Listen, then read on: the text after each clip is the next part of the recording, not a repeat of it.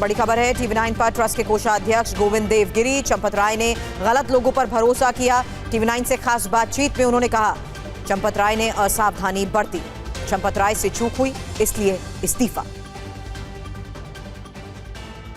स्वामी जी, पहला प्रश्न मेरा यह था कि बैठक हो गई और प्रेस कॉन्फ्रेंस में हम सब ने, पूरे देश ने आपको सुना और कई सारे प्रश्न तमाम राम भक्तों के, देश के लोगों के, जिनकी आस्था है भगवान राम में, राम मंदिर में, उन सब के मन में बहुत सारे सवाल थे। क्या उन सवालों का समाधान हो गया इस बैठक में? क्या ये कहा जाए कि जितने भी विवाद सामने आए थे वो खत्म हो गए, वो सुलझ गए? आप इस पर क्या कहेंगे? सभी बातें सुलझ गई ऐसा तो नहीं कहा जा सकता, लेकिन सभी बातें सुलझ जाने का मार्ग प्रशस्त हो गया ऐसा निश्चित रूप से कहा जा सकता है। आप कुछ विस्तार से बताएंगे मार्ग कैसे प्रशस्त हुआ, क्योंकि लोग जानना चाहते हैं, बहुत सारे लोगों के मन में ये सवाल है। ऐसा है जी, हाँ ठीक है, बतलाते हैं। ये सब खड़ा क्यों हुआ? ये इसलिए खड़ा हो गया कि हुंडी में, दान पात्रों में जो राशि आती थी उसके गिनती के समय वहाँ पर गबन हुआ, वहाँ पर चोरी हुई। अब ये काम जो था, ये काम वास्तव में कभी सोचा भी नहीं गया था। इस प्रकार का कांड हो गया। इस प्रकार के काम कभी भी नहीं होने चाहिए जी। अब इनमें निश्चित रूप से कुछ भूलें रह गई और इन भूलों को दूर करना हमारा काम है। भूलें ध्यान में आ गई कि ये क्यों हुआ, इस पर निगरानी रखने का काम एक स्पेशल, किसी विशिष्ट व्यवस्थित अनुशासनबद्ध व्यक्ति को देना चाहिए, जो प्रोफेशनल पद्धति से और ब्यूरोक्रेटिक अपनी डिसिप्लिन से इस काम को कर सके। ऐसा सीईओ हम लोगों को वास्तव में इसके पहले ही रख लेना चाहिए था। अब हम लोगों ने सोच लिया है कि इस प्रकार के सीईओ को हम आमंत्रित करेंगे। उसका चयन करने के लिए हम लोगों ने 3 लोगों की एक समिति बनाई है। वे हम लोगों को अलग अलग लोगों के इंटरव्यू लेकर के और 3 नाम सजेस्ट करेंगे, उनमें से हम चयन करेंगे। मैंने जो कहा कि मार्ग, सारी समस्याएं सुलझाने का मार्ग प्रशस्त हुआ, उसका अर्थ यह है कि हमारी खामियां कहाँ थी, हमारी त्रुटियां कहाँ थी, इसका ठीक से आकलन हम लोगों को हो गया और उनको दूर करने का प्रयास हम लोगों ने आरंभ कर दिया है। आपने खामियों की बात की और यह स्वीकार किया कि कहीं ना कहीं खामी थी, उसको आगे दूर करेंगे, लेकिन इन खामियों में कि जब भी चर्चा हो रही है या होती रही है, चंपत राय का नाम आता है। चंपत राय का इस्तीफा स्वीकार करना था, वो आप लोगों ने कर लिया, ट्रस्ट ने कर लिया। लेकिन कल जब हम आपकी ही प्रेस कॉन्फ्रेंस सुन रहे थे, आप जब मीडिया से बात कर रहे थे, तो चंपत राय की बहुत प्रशंसा की गई, भूरी भूरी प्रशंसा की गई, उनके योगदान को याद किया गया और दूसरी तरफ उनकी जिम्मेदारी को मानते हुए इस्तीफे को स्वीकार भी कर लिया गया। क्या किसी तरीके का दबाव था कि इस्तीफा स्वीकार करना है या फिर प्रशंसा भी करनी है? क्या चंपत राय की छवि को बचाने का प्रयास अभी भी ट्रस्ट कर रहा है? क्योंकि चंपत राय को लेकर ही बहुत सारे सवाल लोगों के मन में भी थे और हमारे दर्शकों के मन में भी। मैं किसी प्रकार के दबाव में नहीं हूं, एक बात ध्यान में लीजिएगा। मैं चंपत राय जी के साथ 32 वर्षों से परिचय रखता हूं और इसलिए उनके साथ मिलकर के अनेक कार्य करते समय उनके अंतःकरण की शुद्धता जो मेरे ध्यान में आई, उसके कारण मैंने उनके बारे में कहा। मैंने 2 बातें कही है, एक तो उनकी चारित्रिक शुद्धता और दूसरी उनके काम करने के तरीके की विसंगतियां, उसकी असावधानी। दोनों बातों को मिलाकर के उनका व्यक्तित्व बनता है और इसलिए अंतःकरण से निष्कलंक होने पर भी असावधान रहने के कारण, गलत लोगों का विश्वास करने के कारण और अनेक बार समीपवर्ती लोगों की सलाह न सुनने के कारण इस प्रकार की परिस्थिति निर्माण हो गई। तो ये जो उनके दोष हम कह सकते हैं, ये स्वभावगत है, चारित्रिक नहीं है। इन दोनों बातों को अलग अलग करके देखना चाहिए। देखो, मैं आपको धर्मराज की बात बताता हूँ। धर्मराज हमारे महाभारत में निष्कलंक व्यक्तित्व है, लेकिन उनकी व्यवहार पद्धति गलत थी, जिसके कारण पांडवों को वनवास भुगतना पड़ा। ऐसी स्थिति इस प्रकार की है। नहीं, लेकिन आप कह रहे कि गलती हुई, लेकिन हम उनको गलत नहीं मानते, ये बात थोड़ा समझाएंगे?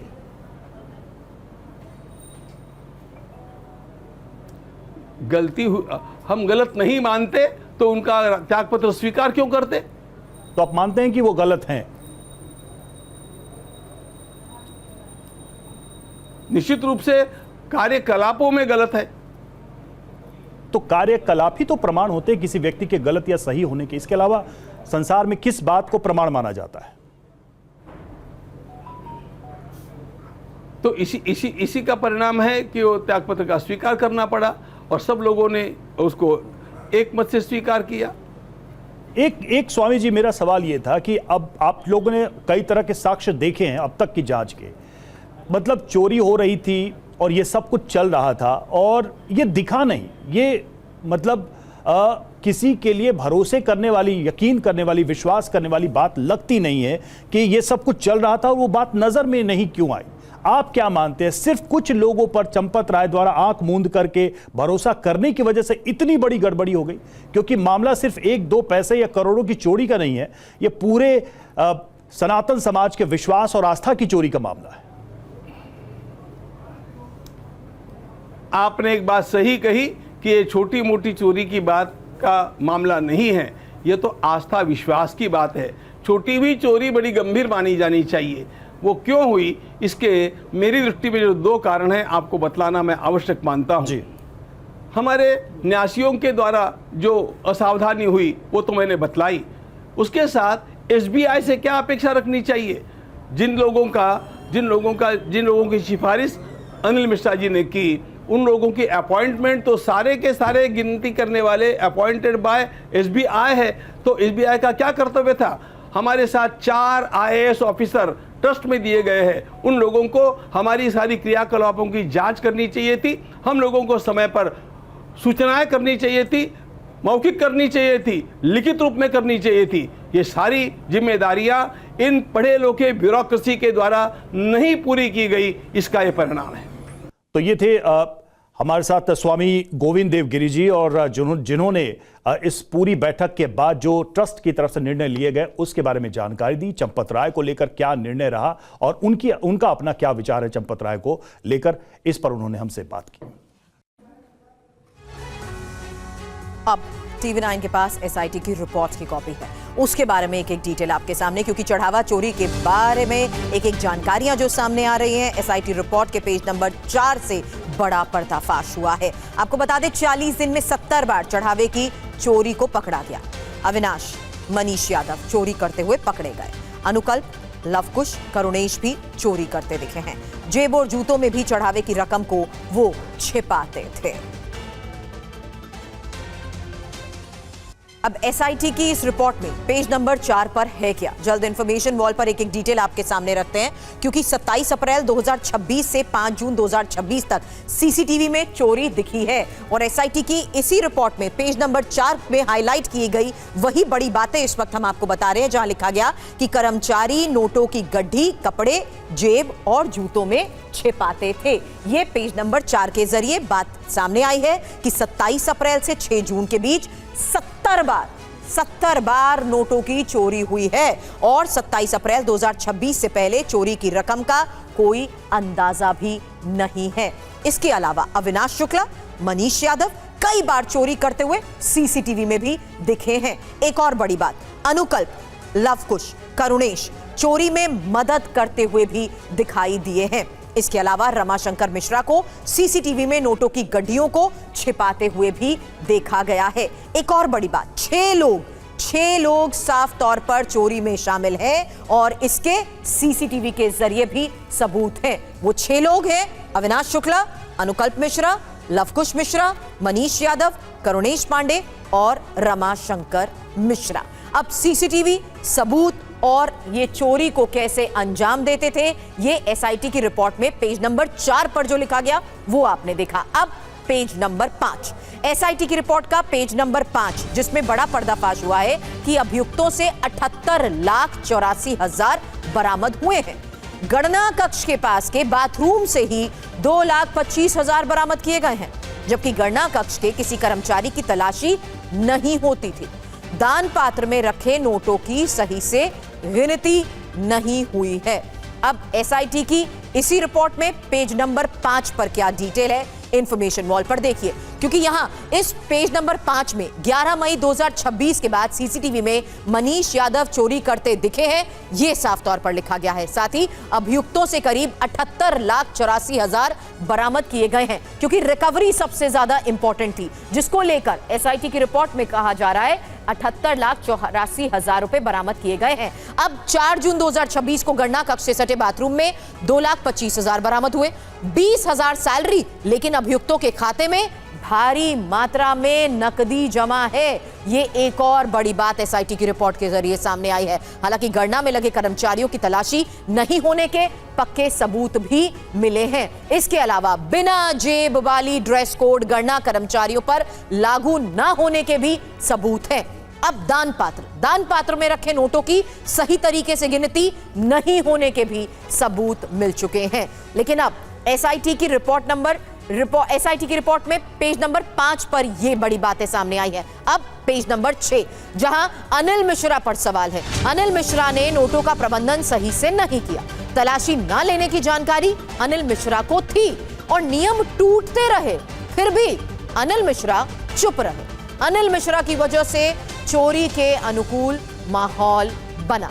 अब एसआईटी की इस रिपोर्ट में पेज नंबर 6 पर और क्या क्या है, जल्द इंफॉर्मेशन वॉल पर देखिए, क्योंकि इस पेज नंबर 6 में अनिल मिश्रा पर गंभीर सवाल हैं। जहां नोटों के प्रबंधन का जिम्मा अनिल मिश्रा ने सही तरीके से नहीं संभाला।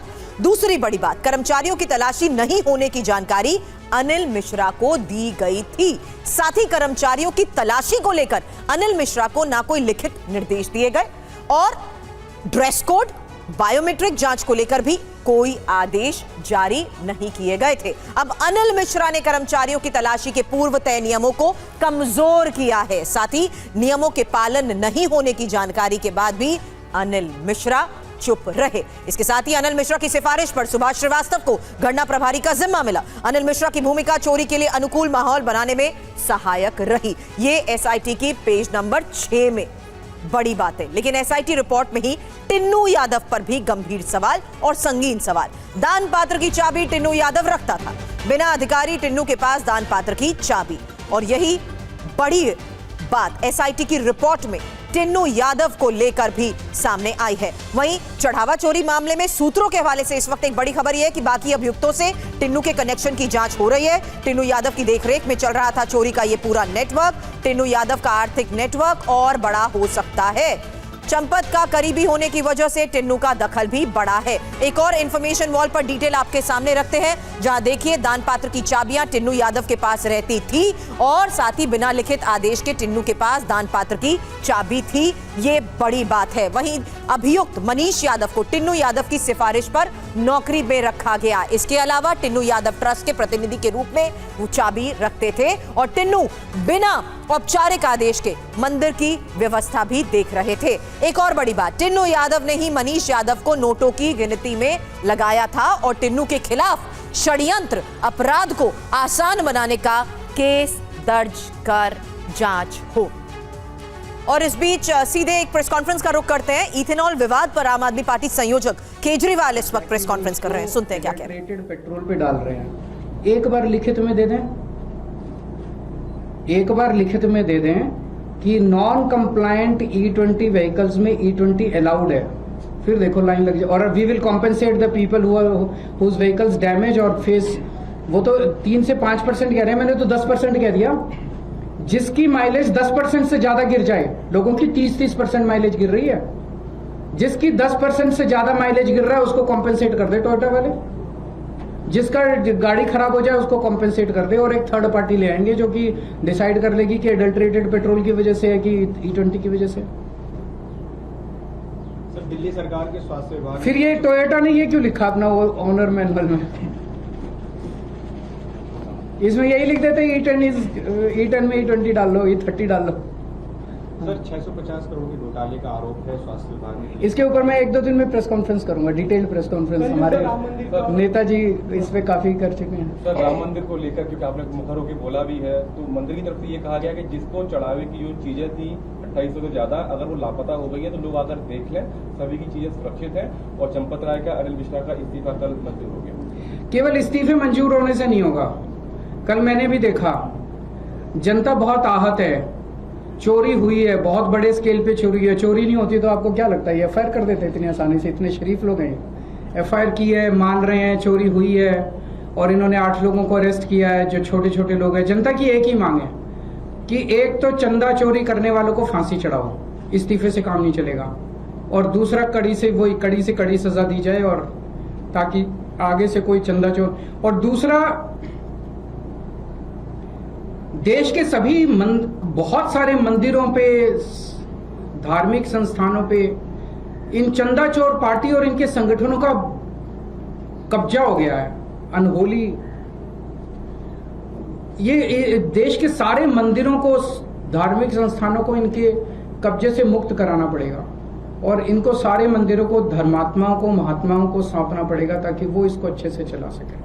सर, एक और सवाल है, जहां नासिक जिले में आज रेड अलर्ट लागू है। मौसम विभाग ने 300 मिलीमीटर तक बारिश की चेतावनी भी दी है। इस बीच आईएमडी ने बादल फटने का भी अलर्ट जारी किया है और त्र्यंबकेश्वर के मेढघर किला क्षेत्र से करीब 100 लोगों को सुरक्षित स्थानों पर पहुंचाया गया। एहतियातन त्र्यंबकेश्वर मंदिर में दर्शन अस्थायी रूप से बंद कर दिए गए हैं। देर रात की वो तस्वीर आपके सामने है जब मंत्री गिरीश महाजन ने देर रात मौके का निरीक्षण किया। कुछ बांधों से अब नियंत्रित पानी छोड़ना भी शुरू किया गया है। नासिक से संवाददाता विनोद जगदाले की एक रिपोर्ट दिखाते हैं। जिस तरीके से मौसम विभाग ने नासिक के 5 तहसील में भारी बारिश की आशंका जताई थी, उसी तरह की बारिश यहाँ पर नासिक के त्र्यंबकेश्वर में नजर आ रही है।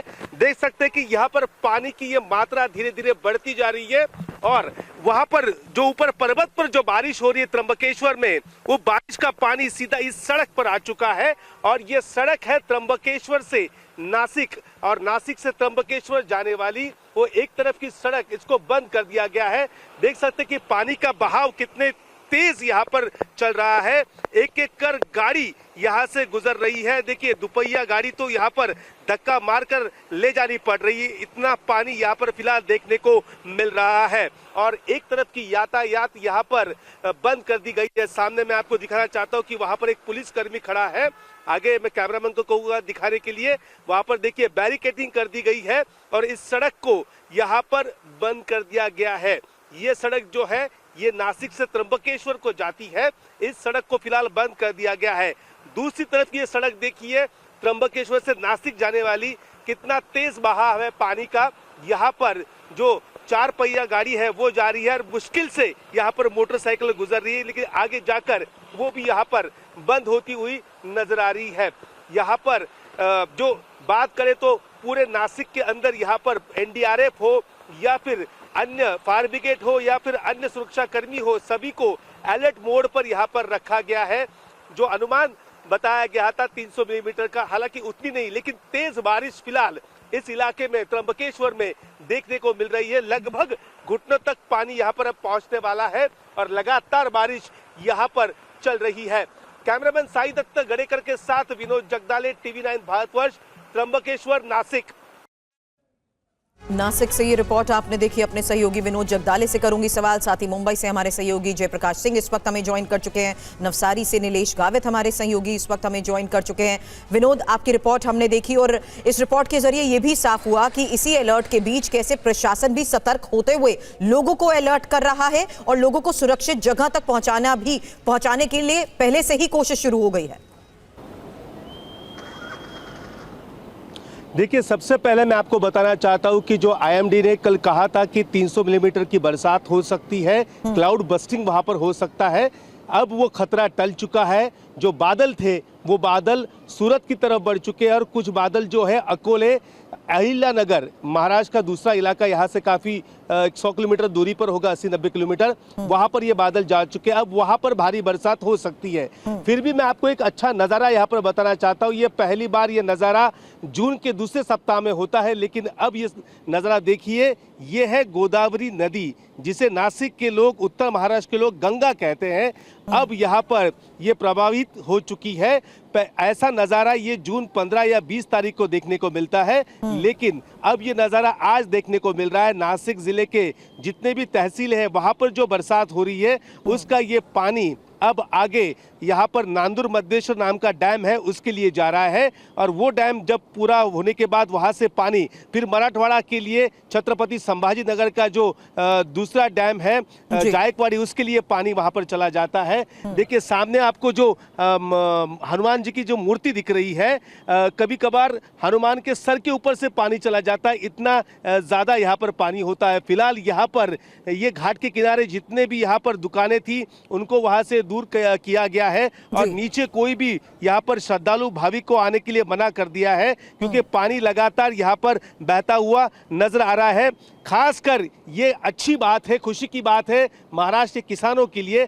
ऐसे ही अगर 2-3 बरसातें और ज्यादा यहाँ पर हुई तो कई हद तक यहाँ पर किसानों को राहत मिल सकती है। फिलहाल यहाँ पर जो तेज बारिश का जो खतरा था वो खतरा फिलहाल यहाँ पर बड़ी बात विनोद हमारे सहयोगी बता रहे हैं कि तेज बारिश का जो खतरा था उसी अलर्ट को देखते हुए ये खतरा फिलहाल नहीं है। हालांकि बादलों का रुख सूरत की तरफ हो चुका है, ऐसे में वहां किस तरीके से अलर्ट जारी हुआ है इसको लेकर सहयोगी से सवाल करें। उससे पहले बता दें महाराष्ट्र के 3 जिलों में भारी बारिश का रेड अलर्ट। बड़ी खबर है, मुंबई में कल सुबह 8 बजे से 6 बजे तक 28.2 mm बारिश दर्ज हो चुकी है। पूर्वी और पश्चिमी उपनगरों में 61.75 mm और 65.45 मिलीमीटर बारिश दर्ज की गई है। 17 उड़ानें रद्द हो चुकी हैं, 5 को डाइवर्ट करना पड़ा है। आज भी मुंबई में स्कूल कॉलेजेस बंद हैं।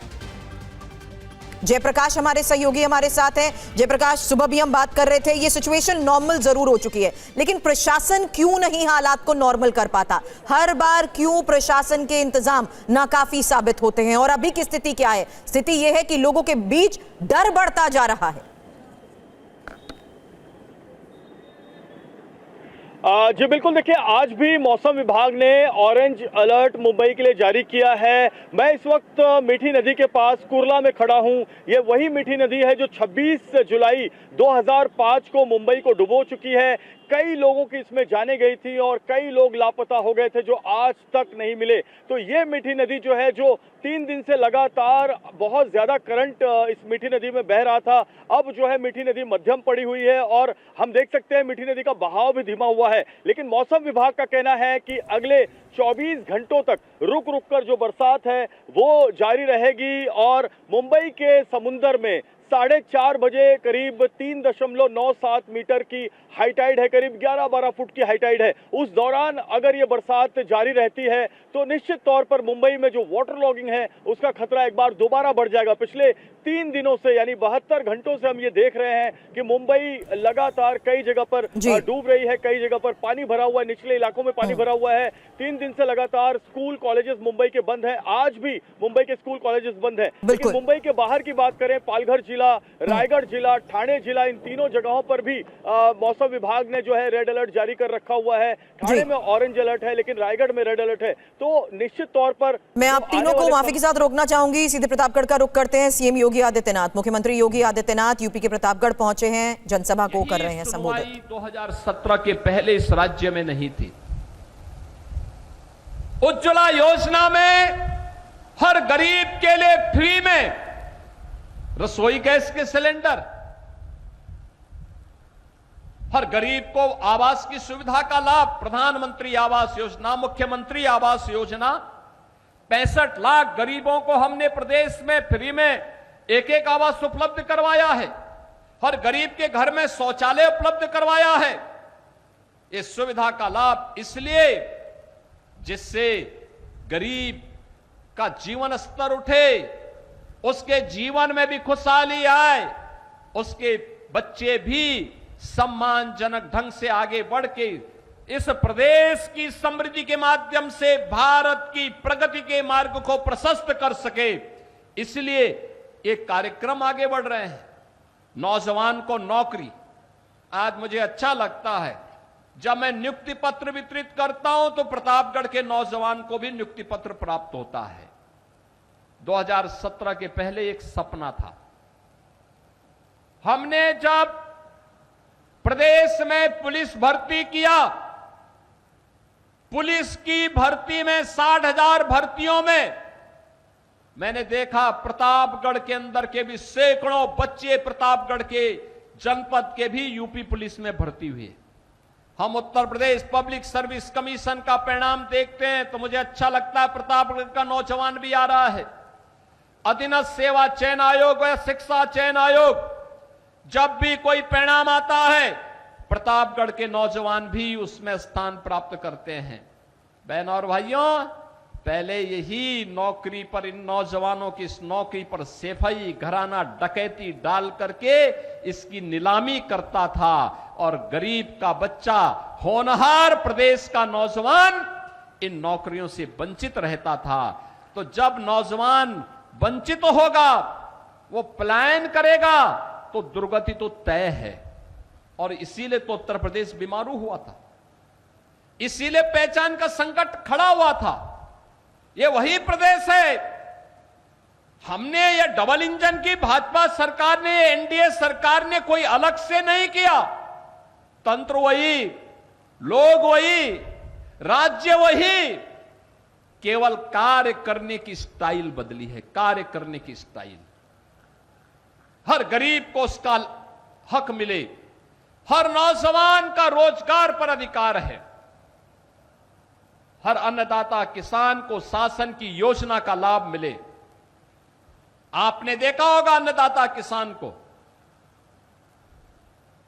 प्रधानमंत्री फसल बीमा की योजना हो, प्रधानमंत्री कृषि सिंचाई की योजना हो, या फिर प्रधानमंत्री किसान सम्मान निधि, या निजी ट्यूबवेल को मुफ्त में बिजली की सुविधा उपलब्ध करवाने की व्यवस्था, ये उत्तर प्रदेश में भारतीय जनता पार्टी की डबल इंजन की सरकार ने किया है। अन्नदाता किसान खुशहाल हो, उसके लिए प्रोक्योरमेंट सेंटर खोलने की व्यवस्था, कॉमन सर्विस सेंटर के माध्यम से लोकल उत्पाद को पहचान दिलाने की व्यवस्था, ये डबल इंजन की सरकार कर रही है। भारतीय जनता पार्टी और एनडीए की सरकार कर रही है। बहनों और भाइयों, कारीगरों को सम्मान दिलाने का कार्य हो, हस्तशिल्पियों को योजना का लाभ देने का कार्य हो, जो नौजवान अपना रोजगार करना चाहता है उस नौजवान के लिए मुख्यमंत्री युवा उद्यमी स्कीम के अंतर्गत 5 लाख रुपए बिना ब्याज के, बिना गारंटी के उसको उपलब्ध करवाने का कार्य हो। मैं भी मंच पर उपलब्ध करा रहा था। क्या उत्साह था उन नौजवानों में, जिन बच्चों के अभिभावक नहीं रहे। मुख्यमंत्री बाल सेवा योजना के माध्यम से उन बच्चों को 4000 रुपए हर महीना उपलब्ध करवाते हैं, हर प्रकार की सुविधा उपलब्ध करवाते हैं।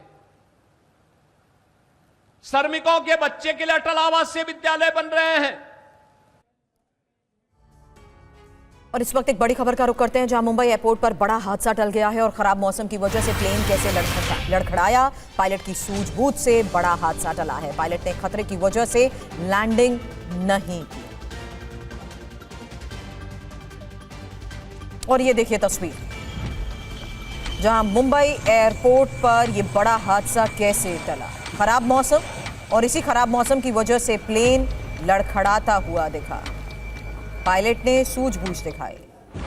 पायलट ने खतरे की वजह से लैंडिंग नहीं की।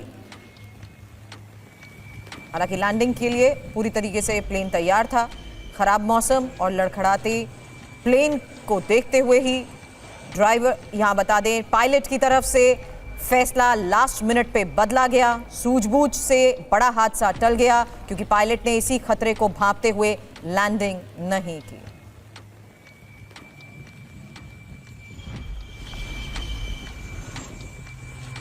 तो मुंबई में लगातार बारिश के बीच ज्यादातर फ्लाइट्स डाइवर्ट हो चुकी हैं, कुछ देरी से उड़ान भर रही हैं, लेकिन इसी मौसम के बीच लैंडिंग की कैसे ये तस्वीरें सामने आई। खराब मौसम में लैंडिंग के वक्त लड़खड़ाता ये विमान और पायलट की सूझबूझ की उसने लैंडिंग नहीं की। जयप्रकाश हमारे सहयोगी इस वक्त हमें ज्वाइन कर चुके हैं। जयप्रकाश, यही हम सवाल कर रहे हैं, मुंबई में बारिश कैसे आफत बन चुकी है। खराब मौसम की वजह से कई फ्लाइट्स डीले हैं, डाइवर्ट हो चुकी हैं। ये एक उस तस्वीर का हम यहां जिक्र कर रहे हैं जिसमें कैसे पायलट ने आखिरी वक्त पर लैंडिंग नहीं की क्योंकि खराब मौसम की वजह से प्लेन लड़खड़ा रहा था। जी बिल्कुल, देखिए ये पायलट की बहुत बड़ी सूझबूझ है और जैसे हम लगातार चर्चा कर रहे हैं, विजिबिलिटी जो मौसम खराब होने के कारण, लगातार बारिश होने के कारण जो विजिबिलिटी है उस पर सीधा असर पड़ता है। नवी मुंबई एयरपोर्ट का ये नजारा है और जो खराब मौसम नवी मुंबई, रायगढ़ और पनवेल, माथेरान, खपोली आसपास जो बारिश हो रही है उसकी वजह से नवी मुंबई एयरपोर्ट पर विजिबिलिटी कम होने की वजह से ये हुआ कि ATR जो विमान है वो लैंडिंग के दौरान रनवे पर उतरते समय जो विजिबिलिटी कम थी तो पायलट ने तुरंत उसे दोबारा ऊपर टेक ऑफ कर लिया और लैंड नहीं होने दिया। तो पायलट की जो सूझबूझ है, सतर्कता है, उसकी वजह से एक हम कह सकते हैं कि हादसा टल गया है, क्योंकि अगर ये लैंड होता तो कुछ दिक्कतें हो सकती थी। गो अराउंड होने की वजह से, गो अराउंड की जो प्रक्रिया है वो अपनाने की वजह से विमान को दोबारा हवा में उड़ा दिया गया और विमान ने जो पायलट है उसने मौसम की जो स्थिति है उसकी वजह से ये कॉल लिया है और ये सूझबूझ जो पायलट की है उससे कई लोगों की। शुक्रिया जयप्रकाश पूरी जानकारी के लिए। जयप्रकाश, लगातार हो रही बारिश और विजिबिलिटी की कैसी दिक्कतें एयरपोर्ट पर हो रही हैं उसी का जिक्र कर रहे थे।